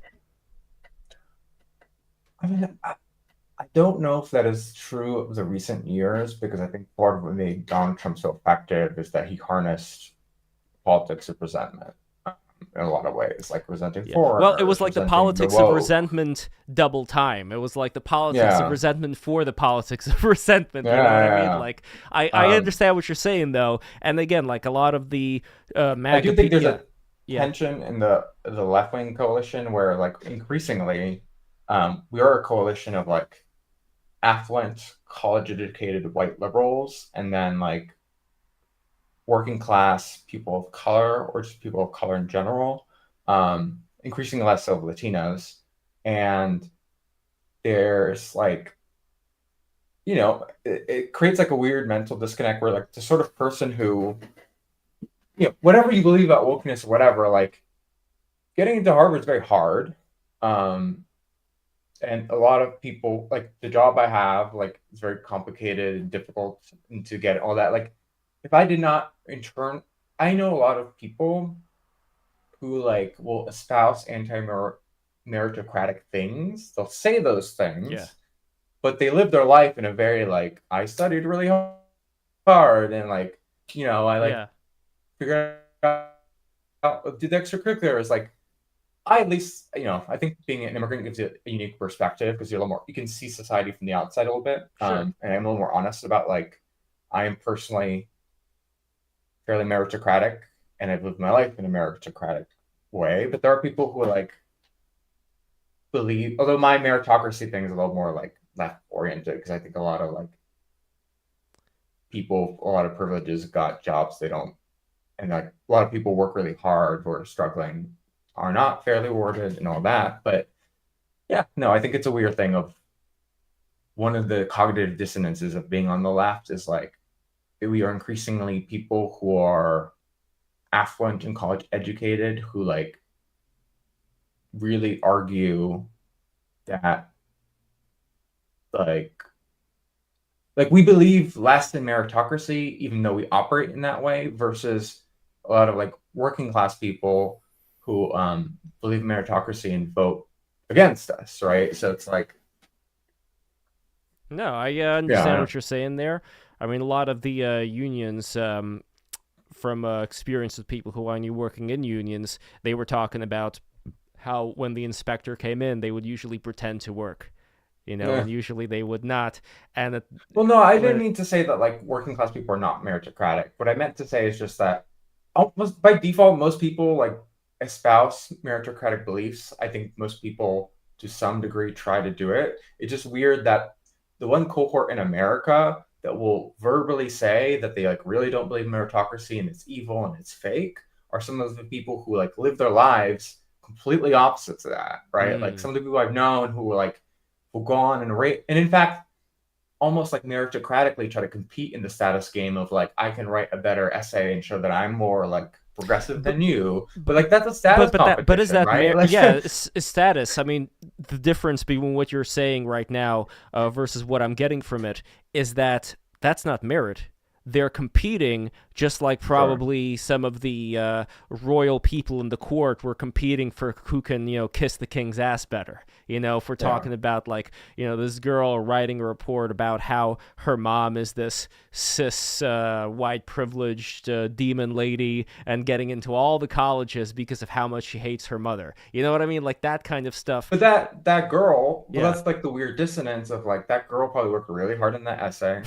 Probably like got good grades at school. No, but probably, being educated does not mean being smart. That's the difference. Well, no, here, but no, I'm not saying that is, but I'm saying the things we associate with meritocracy of like work really hard, do your homework, like study, like all of that stuff. Mm-hmm. There's a cohort of people who like in their personal lives operate in a way that they believe it is true, but then like verbalize the way they talk about it is that they don't believe it's true. And so like you'll have these people, like that girl probably it's like, I hate meritocracy. It's all fake. But also I study every night and like I, go to office hours and I have all these notes and like it's like I understand what you're saying. It's working hard, but it's definitely not working smart. And that's the problem here, that merit implies not just, you could spend like 100 years, putting out like making a mountain out of your fingernail filings, but nobody's going to care about that because it's not based on, there's nothing meritorious about making a mountain out of your own fingernails. So same thing here, like these people, I'm sure that they work, study, and all that, but if what they're getting out of it at the end of the day are like these fake jobs, then nobody's going to be benefited by that. And that's kind of like the other thing. I think if you're defining merit as like the thing that you ultimately go to is like objectively good for society, as opposed to like my sort of narrow view of just like, again, immigrant mentality of like stuff that you do that will get you a good paying job, right? Like, working within the system. And I think your point is valid too. Like there are certain people who they may not want to go about living in the system in this particular way, but they understand that if they do A, B, and C, then they're going to succeed. Sure, you could say there's a little bit of a merit there too. My big concern here though is that our institutions right now, and who knows, maybe this is going to change, post Trump over here, but that the emphasis had been so much on this court playing to the whims of what's considered to be the right opinion to have. And I do wonder how think many about for example, all those professors, and it's like really high amount, was kind of shocking, professors who like were white and fake being Native American. Yes, like and that is like a good example. What's her name? Good example of like, sorry, Pocahontas. What was her name? Elizabeth Warren. Elizabeth Warren. There we go. I wouldn't. Again, I'm not gonna dignify that part of it, but what I would say is that this is a status contest, and these people, and if you're thinking about like put all morality aside, like they were smart and figured out how to compete and win, right? They knew how to optimize for the results. It's just like the results are not good for society, and it doesn't actually, it just undermines like their whole stated values, because they're really just, a lot of them are within the framework that they operate in, trying to optimize their own success in it. Absolutely. Well, we have one final super chat over here. This is actually way in the beginning here. I missed this one. It's from Fugdur Gurf, $5.